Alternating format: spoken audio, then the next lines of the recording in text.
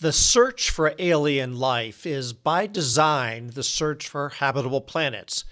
And that search recently got very, very interesting. K2-18b. No, it's not a character from Star Wars. It's a planet 2.5 times the size of Earth and 700 trillion miles away, and it could be home to living organisms. In a distant corner of our own galaxy, a planet that could have an atmosphere with molecules that on Earth only come from life. Uncovering signs of life in the atmosphere of distant planets is far from easy. It's an intricate, cosmic detective story. And who better to guide us through this interstellar mystery than someone that Chicago Magazine dubbed the Planet Hunter? In this article, this planet hunter is pictured wearing a rugged coat, looking like an Indiana Jones for outer space. I felt a little strange about that. I showed up for that photo shoot wearing just a normal button-down shirt, thinking this would be a regular day at work, but instead the artistic directors of the article, they had something very different in mind. Well, it worked because it was memorable, and I'm sure you got no end of grief to that from everybody in your world, so that probably gave them a lot to play with, too. A year later, it still hasn't ended. Okay. Well, and here I am bringing it up again. So we'll keep calling you the Planet Hunter. But in accuracy, you're not really a planet hunter. You're more like an exoplanet hunter. Yeah, that's right. Jacob Bean is an astrophysicist at the University of Chicago who spends his time studying the atmospheres of exoplanets. So exoplanet is just a shortened word meaning extrasolar planet. What does extrasolar mean? It means outside our solar system. So I like to find and study planets that orbit stars other than our sun. Bean already has several planet discoveries under his belt, but his name appeared on many people's radars when he led a team that was the first to detect carbon dioxide on a distant planet. It was the first observation of an exoplanet, and boom, just right there we saw something that we had never seen before. We saw it at an extraordinary level of confidence. There was no ambiguity. So carbon dioxide is a normal gas that's produced in the atmospheres of terrestrial planets. Seeing that has really, it doesn't indicate life at all. In fact, it could be quite the opposite. But it shows how this technique works. And so it was just kind of like this toehold onto these planets' atmospheres that's like, yes, this is a route that we can follow, and we can make these kinds of measurements and deduce what's in these planets' atmospheres in a really unambiguous way. This discovery was more than just the first time we had detected carbon dioxide on a distant planet. It was proof of concept that we could use the brand new James Webb Space Telescope to study the atmosphere of the other 5,000 exoplanets that we know of, and possibly many more. So I think the question of life on other planets and even in our solar system and beyond, that just goes at that root human desire to understand our place, to provide that sort of meaning. And in this day and age when truth is under assault, I would say that truth matters, and what we're doing in astrophysics to learn about the universe is part of that pursuit of truth that enriches our lives and teaches us to see the world in a rational way. From the University of Chicago Podcast Network, welcome to Big Brains, the show where we explore the groundbreaking research and discoveries that are transforming our world. I'm your host, Paul Rand. Join me as we meet the minds behind the breakthroughs. On today's episode, the search for alien life through the atmospheres of exoplanets.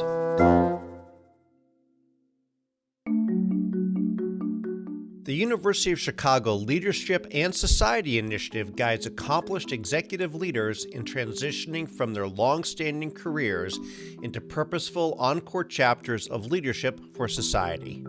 The initiative is currently accepting candidates for its second cohort of fellows. Your next chapter matters, for you and for society. Learn more about this unique fellowship experience at leadforsociety.uchicago.edu.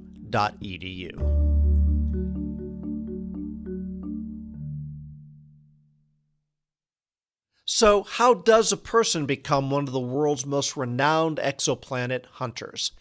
Well, Bean's origin story isn't too dissimilar from many astronomers and cosmologists. Well, like a lot of kids in the 80s and 90s, I grew up with Star Wars and Star Trek. I was interested in math and science. As an undergraduate, finishing my physics degree, I thought I want to go on to graduate school. I think I want to do astrophysics. I'm really interested in this topic called cosmology, which is understanding the formation, origin, evolution of our own universe. Big question, right? But I went to my first professional astronomical society meeting and I saw something really unexpected, which were talks about extrasolar planets, about exoplanets. And from that moment, it just caught my attention. And I really didn't want to do work on anything else. I forgot about cosmology in a heartbeat. Well, at this point, you're now seen as, if it's not being too modest, to say that you're really considered one of the world leaders in exoplanets. But when you first got into the field, there weren't a lot of folks vying for that title. Yeah, and actually I found that a really exciting thing. It was a very new topic. The first exoplanet around a sun-like star was found in 1995. And the field, it had a slow takeoff. Exoplanets are very difficult to discover, or were at that time, given technology and what we knew about our observational techniques. Over time, it's become a real large part of the field of astronomy. But at the time, it was not. It was very much outsiders trying to do something really strange and kind of bucking, the trend and bucking the conventional wisdom. And studying planets light years away takes a fair amount of trend bucking and crafting of creative ways to find and interpret data. One of the instruments Bean is most famous for inventing is called Maroon X. Maroon X is an instrument that was built at the University of Chicago. It's a planet finding instrument. It's an instrument that allows us to measure actually the speeds of stars. And over time, if a star is orbited by an unseen planet, the speed of the star will change. And so Maroon X is installed on an 8-meter telescope on the summit of Mauna Kea, which is an extinct volcano in Hawaii. And Maroon X is exciting because it's broken a new barrier in terms of precision of making these measurements, which opens up finding smaller planets and planets more distant from their host stars than previous techniques. We've made a few initial discoveries with the instrument, and we're looking for planets around the nearest stars that are actually great targets to observe with the James Webb Space Telescope to study them in more detail. So it's really a planet finding machine that sets up James Webb, which is a planet characterization machine. And when it comes to characterizing planets, the James Webb Telescope has blown away everyone's expectations. Right. So the James Webb Space Telescope, or JWST for short, was the largest space telescope ever built. And it can do a lot of different things for astronomy, but for the study of exoplanets, its main strength lies in its ability to characterize the atmospheres of planets. And from the standpoint of searching for extraterrestrial life and looking for life on these exoplanets, characterizing the atmosphere is the really key thing that we have to be able to do. Okay, can you explain that? Why is the atmosphere the it? So if you take a planet like the Earth, if you didn't have Earth's atmosphere, the surface of the Earth would actually be freezing cold. It would not be suitable for liquid water. If the Earth had a different kind of atmosphere, the surface of the Earth could be way too hot for surface liquid water. So the atmosphere, through the impact of the greenhouse effect, modulates what the surface temperature is. And so the composition and the thickness of the atmosphere tells you whether you could actually have life on the planet. And then beyond that, the atmosphere can encode what kind of life exists on the planet. So for example, oxygen in our Earth's atmosphere is a sign that there's photosynthetic life here on the Earth. And that's something that remote observers with enough precision and sensitivity could see that in Earth's atmosphere and deduce the presence of life. And so for these exoplanets, that's the thing that we want to be able to do. We want to be able to see the composition and thickness of those atmospheres. We want to be able to calculate what the surface temperature would be on these planets, given the amount of energy they get from their own host stars. And then we want to look at the different chemical species that are in the atmosphere, and we want to be able to see, is there a smoking gun evidence for life, among those chemical species? When the JWST was first launched, Bean and his team were able to detect, for the first time in history, carbon dioxide around a distant star. The way the James Webb Space Telescope explores the atmospheres of exoplanets is by a technique called spectroscopy, which is just spreading the light out into its different wavelengths and seeing which chemical species are absorbing at different wavelengths of light. James Webb was the first telescope that we could use to search for the signature of CO2 in a planet's atmosphere. And so we saw the specific chemical spectral fingerprint of CO2 in the planet's atmosphere that we were looking at. And that was really exciting because just first of all, it showed the discovery power of the telescope. In the very first data set that we took for an exoplanet, we discovered something new that we had never seen before. And on top of that, CO2, even though we detected it in a gas giant type planet atmosphere, it's actually a really important gas in the atmospheres of terrestrial planets. The terrestrial planets of our solar system that have atmospheres, so Venus, Earth, Mars, they all have CO2 in them. And so they're a real interesting molecule to look for in terrestrial planets. And so we could see it in this gas giant type planet really easily. And from just extrapolating how sensitive our measurements were, we thought, yes, if it exists in terrestrial exoplanets, we could see it in their atmospheres as well. If we can do it for CO2, we could probably do it for oxygen. We could do it for water.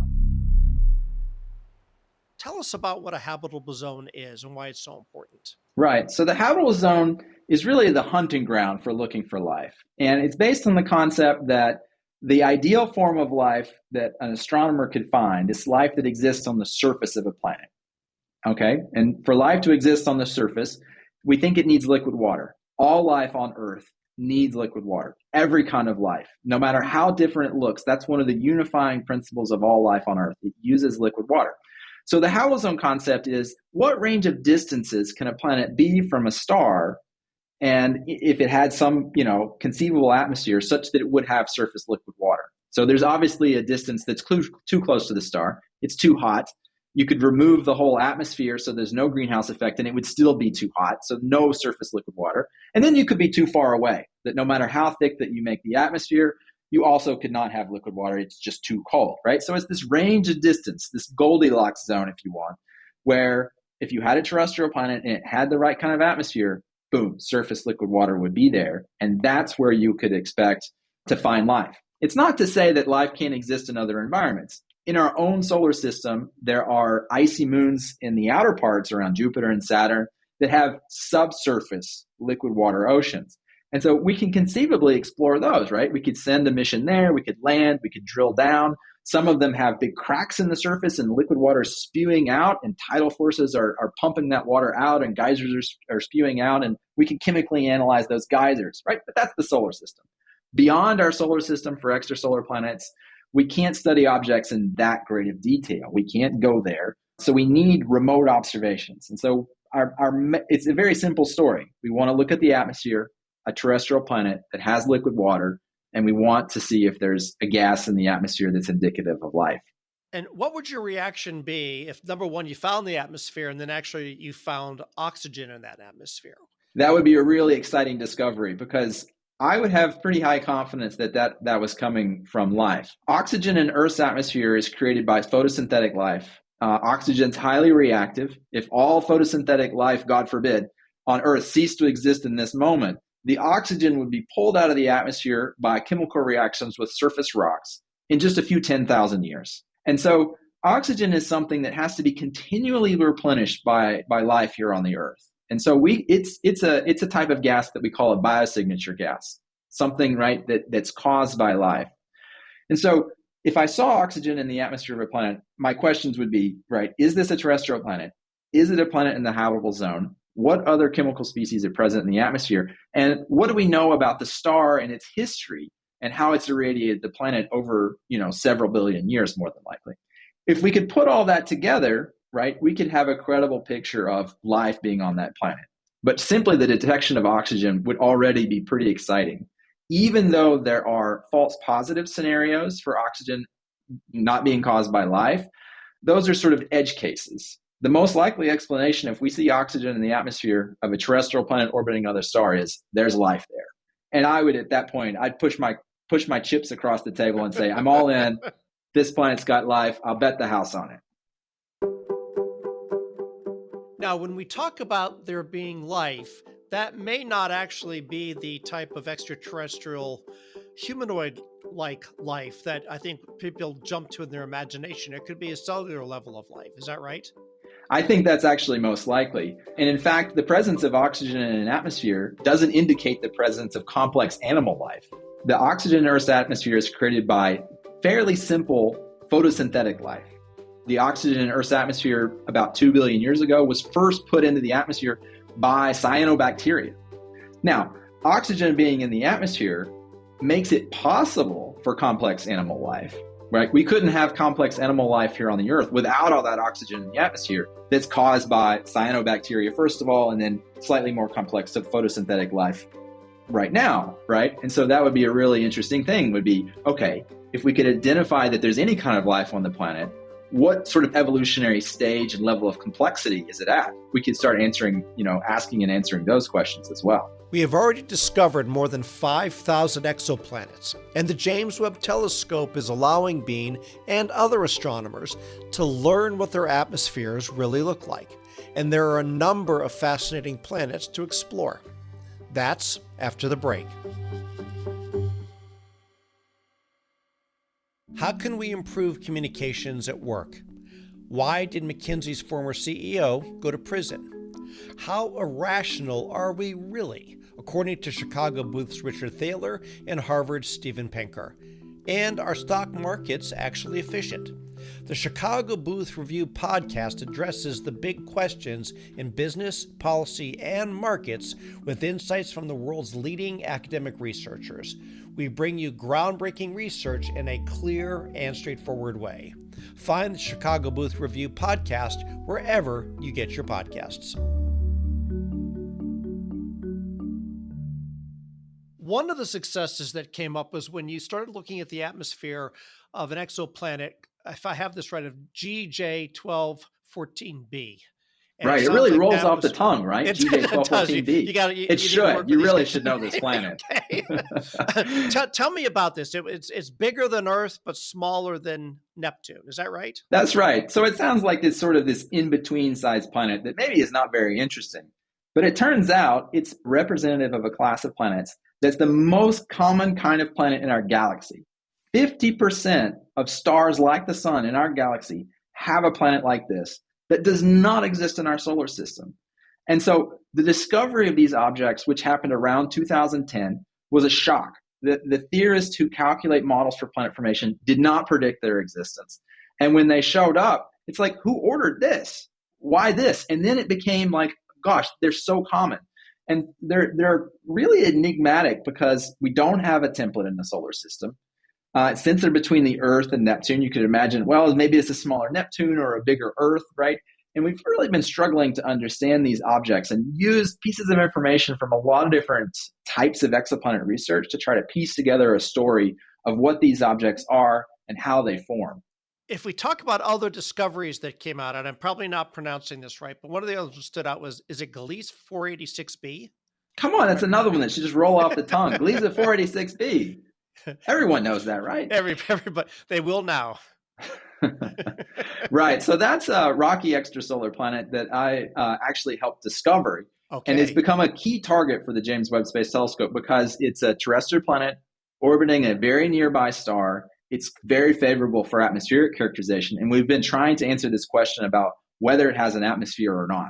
So there were some first observations with the James Webb Space Telescope indicated that this planet did have an atmosphere and it had water vapor in its atmosphere. So that'd be really exciting. That's exactly what we're looking for. But there was speculation that the signal that JWST was measuring for this planet was not from the planet itself. It was actually contamination of the signal from the star. Stars, unfortunately, are variable. And the measurement technique that we use to probe these planets' atmospheres depends on a certain level of stability in time. My team has done some observations, though, using a technique that's much less sensitive to stellar variability. And our observations suggest, unfortunately, this planet is a bare rock, that it doesn't have any atmosphere at all. So we developed a technique about 5-6 years ago, before the James Webb Space Telescope launched. We asked ourselves, what would be the simplest, most robust way for seeing if a planet doesn't have an atmosphere? Because the first rocky planets that we're going to look at with JWST, to be honest, we picked the easiest ones. And the easiest ones are less likely to have an atmosphere. Let's start there because it takes less telescope time to do those and then work our way towards cooler objects, less irradiated objects that may have atmosphere. So if your expectation is the planet doesn't have an atmosphere, the best way to figure that out, to confirm that hypothesis, is actually look at the temperature on the day side of the planet. If you measure that, you can do an energy balance calculation that says, what's the maximum possible temperature? And then what's the cooler temperature that you would get if the planet has an atmosphere that's reflecting some starlight back out into space and absorbing some of that starlight and distributing it evenly over the planet. So if you go measure the temperature of a rocky planet and it has its maximum possible day-side temperature, the feeling is that there's no atmosphere. So that's what we did for this planet. We measured the temperature. We got about 700 Kelvin. That's as hot as the planet could be, which means the planet is a bare rock. It's not got an atmosphere reflecting starlight. It's not transporting heat. It's just absorbing all the incident starlight and then re-emitting it back towards us. And that's the infrared light that we see from the planet. We deduce its temperature, and it's very hot. So unfortunately, this planet doesn't have an atmosphere. And when you find a planet that doesn't have atmosphere, are you let down and you say, let's go find the next one? Or how do you think about that? Well, so first of all, it informs just our general understanding of how planets form and retain atmospheres. And this retaining the atmosphere is a really key element here, because we take for granted that terrestrial planets can have atmospheres. We're existing here on the Earth. We have a beautiful atmosphere. Our next door neighbor, Venus, also has an atmosphere. But if you look farther afield, right, Mars has a very thin atmosphere. Mercury has no atmosphere at all. And the moon, which is the same distance from the sun as the Earth is, also has no atmosphere. So terrestrial bodies can and can't have atmospheres. And we want to understand what sets that dichotomy between the haves and the have-nots. And the theory that we have is this idea called the cosmic shoreline, which relates how much energy the star puts out that's incident on the object, on the planet, versus its gravity, which is its ability to hold on to an atmosphere. So you got this competition between ability to blast off an atmosphere from high radiation from the star, or high gravity, the ability to hold on to an atmosphere. And so that sets up this dichotomy. That's our working hypothesis about what separates the haves and have-nots in the solar system. We want to see if that applies to extrasolar planets. So on one hand, it's disappointing because if the planet Gliese 46b that we looked at had an atmosphere, that would have made all this so much easier, right? We'd be like, oh, great, we're going to start looking for life like today, right? Because there it is, right? It could be there.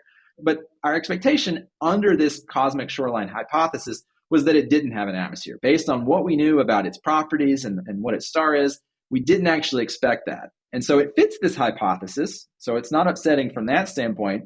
And then it guides us to what we should do next. We should push on to planets that would be on the other side of the shoreline, and there's where we would expect them, but that will be harder, right? So the reason we did this planet first was it was easy. We did just one little JWST observation with a few hours of telescope time, and we could say, no atmosphere, move on. I was going to ask you about another planet, but I know I'm going to get mocked. So before I do, I want to ask you, how in the world do you guys come up with these names? Because I'm going to ask you about K2-18b. And right. So let's start with how in the world do these planets get their names? So in a way, it's very simple. So it's usually a combination of two components. One is the catalog of stars that it's in, and the other is just a number. It's just a line in a table, right? So for example, to go back to GJ 1214, that's a catalog named after two German guys who made a catalog of nearby stars almost 100 years ago now. Okay. GJ are their initials, and then 1214 is just where it was in this list. And so it's just as random as a telephone number. Got it. Right? Why do you have the telephone number you have? It's just random chance. There's some system, but you don't know what it is. It's really unimaginative, but as you can tell, it's orderly. It's orderly, and those of us who study them, we know these phone numbers to these planets as well as you would know your mom's phone number, for example, right? Okay. Right? Or your home phone number when you're a kid, or your best friend's phone number, right? So tell me what was so impressive. Yeah, tell me what was so impressive about K2-18b then. So K2-18b is an interesting planet. In a world more than 120 light years away, scientists say they've found the strongest signs yet of extraterrestrial life. Using the James Webb Space Telescope, the team has detected specific gases on a planet known as K2-18b. Now, on Earth, the gases are only produced by living organisms, mainly algae and other microbes. And the discovery suggests that the planet may be teeming with microbial life. It's bigger than the Earth. It's one of these intermediate-sized planets between the Earth and Neptune. Its amount of irradiation it gets from its host star, depending on what its whole structure is, what its atmosphere is, what its interior is, it could have liquid water below a deep atmosphere. And as I said, liquid water is that precondition for life. And so anywhere in our solar system or in the broader universe where we could find liquid water, that automatically becomes an interesting place for astrobiology. The thing about K218, where some chemical species were detected in the atmosphere that were somewhat indicative that there was this liquid water ocean below the atmosphere. An ocean, liquid water, wow. Right? And so it was somewhat indicative of that. So there's two things to remember about this, though. One is not everyone agreed that the detection of these certain molecules that were seen actually indicated an ocean. There were chemical pathways for creating those molecules that didn't involve liquid water at all. So not everyone agreed on that. The other thing is these measurements were sort of down near the level of the noise. And not everyone agrees that all of these molecules that were initially claimed are actually present there. So that's okay, right? Nobody should be discouraged or think, oh gosh, these astronomers don't know what they're doing. This is a normal part of the scientific process just unfolding, right? So we found this planet, we started studying it, we saw something interesting. Let's keep studying it. We'll get more data, and those data have already been obtained. I'm sure people are analyzing them.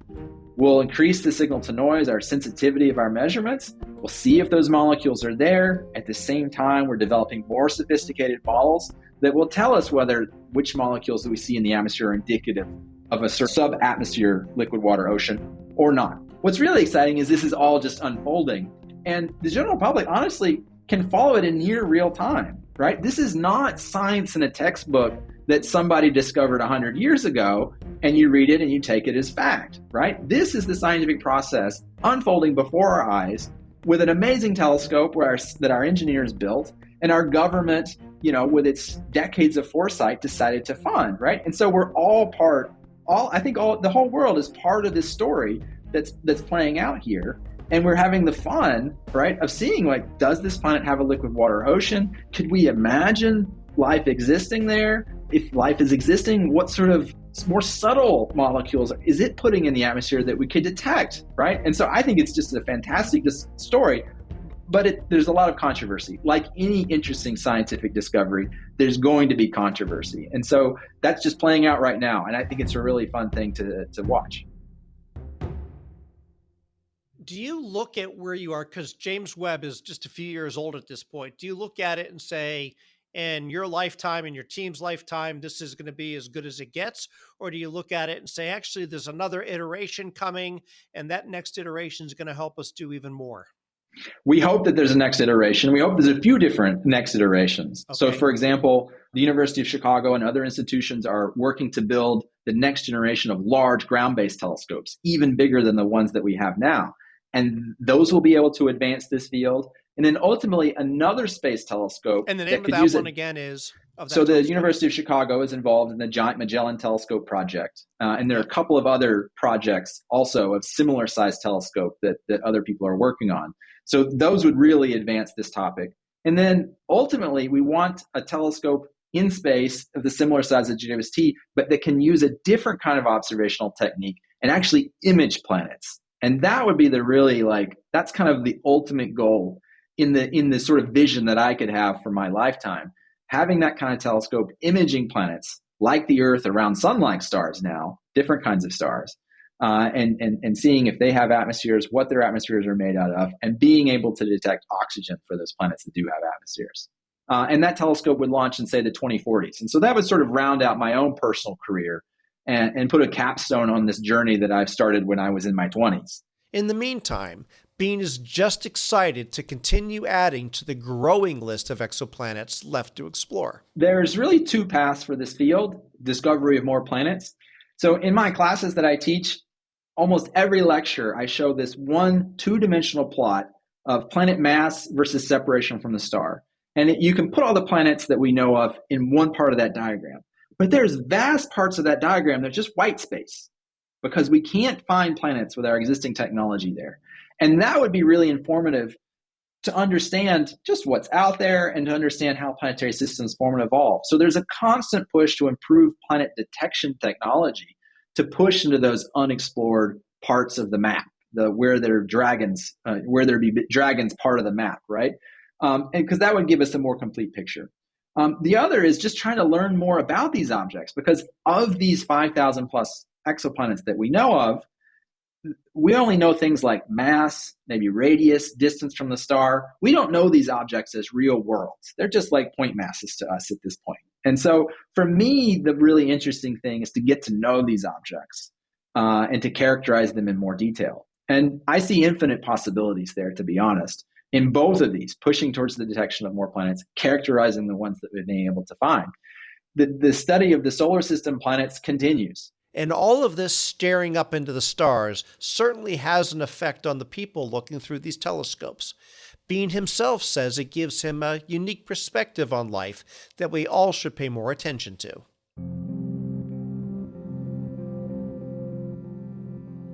Well, being an astronomer, it's unavoidable to not have this sort of cosmic perspective. When we look for planets around other stars, we're really kind of looking at ourselves reflected in the data, right? We're trying to understand our place in the universe better. And there's a very famous essay by Carl Sagan called The Pale Blue Dot. This essay was motivated by an imagery taken by the Voyager 1 spacecraft, where instead of looking at the planets in the outer part of the solar system that it was supposed to be looking at, instead it turned around and took a picture of the Earth. And the Earth is this blue speck of dust in this vast cosmic landscape. From this distant vantage point, the Earth might not seem of any particular interest. But for us, it's different. And he says it in such eloquent language. That's here. That's home. That's us. That I think is still, it was timely when it was written decades ago. It's timely today.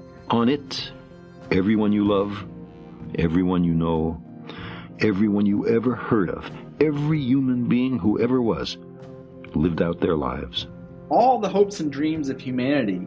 Every young couple in love, every mother and father, hopeful child, inventor and explorer, every teacher of morals, every corrupt politician, every superstar, every supreme leader, every saint and sinner in the history of our species lived there, on a mote of dust, suspended in a sunbeam.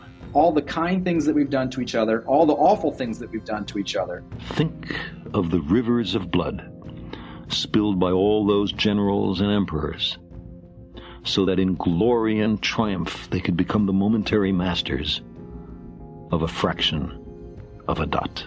It's all happened there on that speck of dust flying through space and in a fraction of the age of the universe. The Earth is a very small stage in a vast cosmic arena. The world is the world is always at odds with itself, right? But we have so much more in common with each other than our differences. Our differences are so minor in the vast, cosmic landscape that I have to think that I do wish that more people would come to grips with astronomy and what that's telling us about our place and about how fragile our place in the universe is, how fleeting it is, and how close we are to each other relative to what's out there and what's so different from us. So maybe that's the perspective that it gives me, that I'm confronted with that on a daily basis, right? It's not like once a year I decide to go to a lecture on astronomy and I'm like, look at all the galaxies, right? Every day I'm faced with this.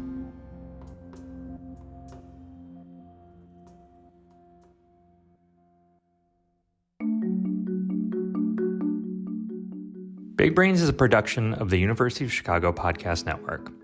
We're sponsored by the Graham School. Are you a lifelong learner with an insatiable curiosity? Access more than 50 open enrollment courses every quarter. Learn more at graham.uchicago.edu/bigbrains. If you like what you heard on our podcast, please leave us a rating and review. The show is hosted by Paul M. Rand and produced by Leah Cesarine and me, Matt Hodap. Thanks for listening.